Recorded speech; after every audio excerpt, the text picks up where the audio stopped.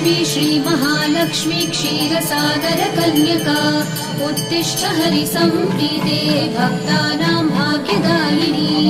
श्रीलक्ष्मी श्रीमहालक्ष्मी क्षीरसागरकन्यका उत्तिष्ठ हरिसम्प्रीते भक्तानां भाग्यदायिनी उत्तिष्ठोत्तिष्ठ श्रीलक्ष्मी विष्णुवक्षस्थलालये उत्तिष्ठ करुणापूर्णे लोकानां शुभदायिनी उत्तिष्ठोत्तिष्ठ श्रीलक्ष्मी विष्णुवक्षस्थलालये उत्तिष्ठ करुणापूर्णे लोकानां शुभदायिनी श्रीपद्ममध्यवसिते वरपद्मनेत्रे श्रीपद्महस्तचिरपूजितपद्मपादे श्रीपद्मजातजननी शुभपद्मवक्त्रे